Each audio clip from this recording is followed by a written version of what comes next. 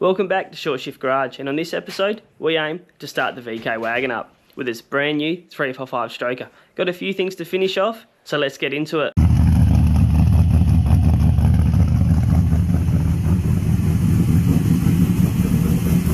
We've just got the nice ignition module here.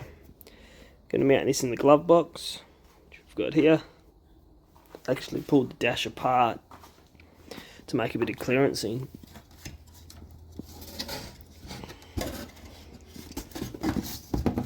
So pretty much that's where this is upside down, but that's where it'll mount in there, and obviously the glove box goes there, so it'll be nice and hidden but easily accessible whilst you're in the car. So I'll just take you through where the ignition module is in the car. Obviously before I was modifying the glove box here, so this is it fitted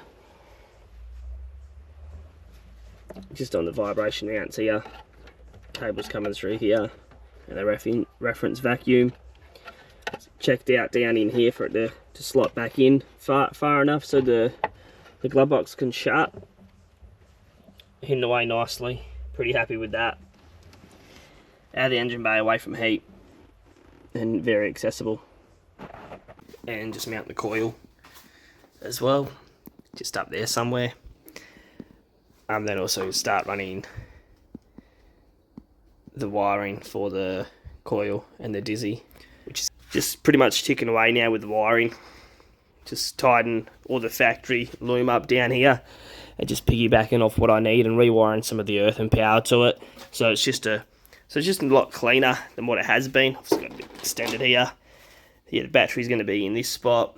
Had to check it out down here to clear the alternator. For now, that's probably where it'll live. In the future, it'll probably get put in the back, rewire most of it. But so what we're doing today is we're just going to rip the shifter out, which is for the standard 202 Trimatic. Obviously, because we've got the Turbo 700 in there, so we need the extra click for first gear. So all I've got here is a VN shifter. All I'm going to do is I need to find a linkage or fab a linkage up from the shifter to the gearbox. So I'll reuse this arm. And then what I'm going to do, the gate here, the selector gate, I'm just going to cut the other one, and then just weld it on to suit the Trimatic. So we'll go through and do that now.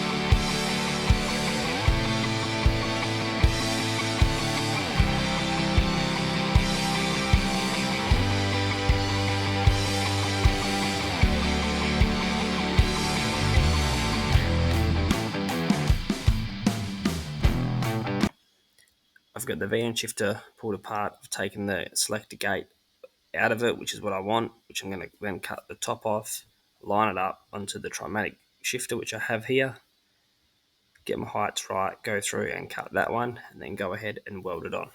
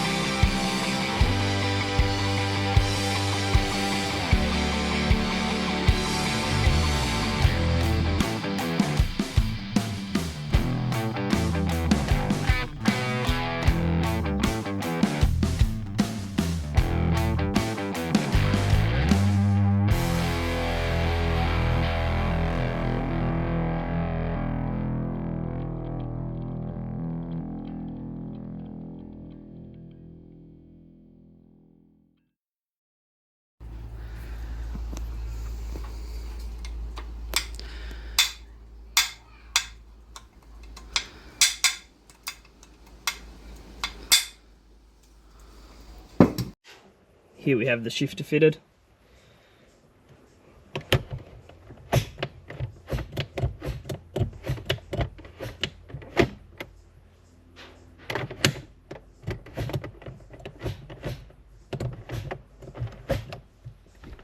Pretty happy with that. Just need to get a new indicator with the extra gear on it, and then replace this, as it's a bit broken there, but pretty happy with that, with the standard T-bar for this 4-speed turbo 700.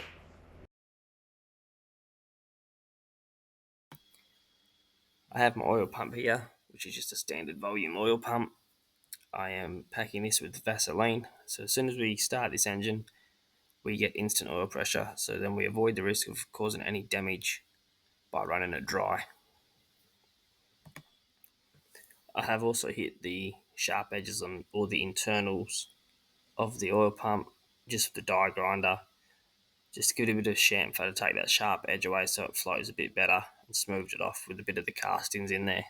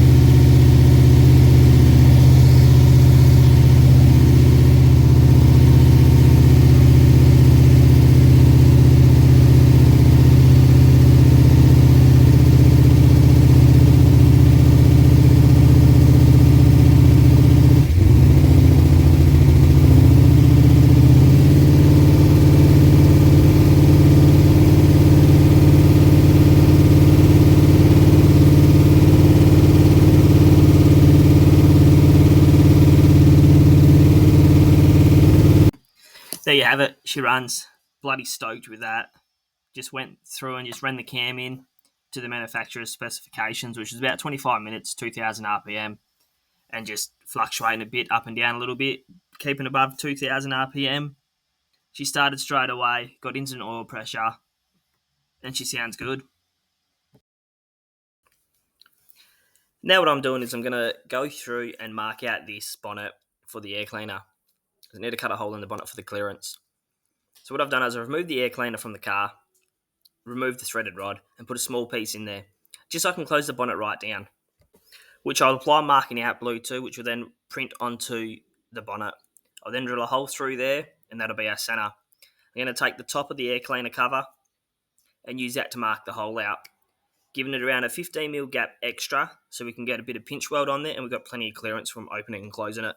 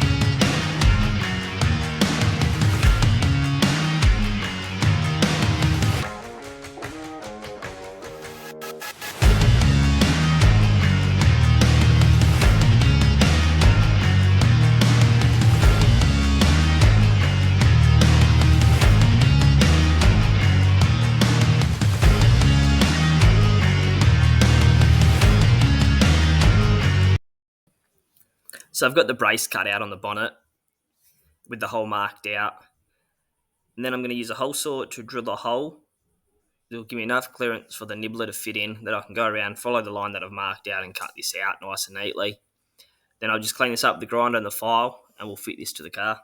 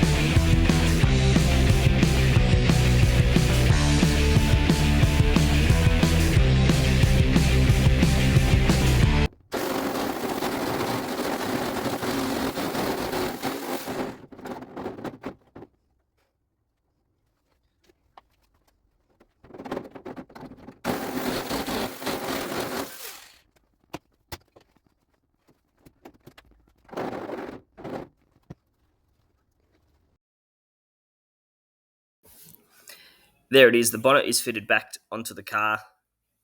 I have fitted some pinch weld around the hole that's been cut out, just to give it a nice cleaner finish.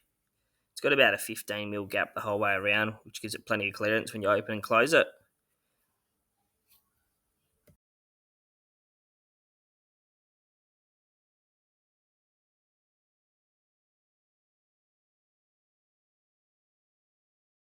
So it's time to take the VK for a bit of a cruise, which I was stoked on. So we get in, we've got a few clips here of it just cruising around a little bit to give a bit of a shakedown, see how it performs, so everything clicks with each other and if any issues arose, which it didn't. It went quite well. So we'll jump into these clips. I do apologise for the poor audio.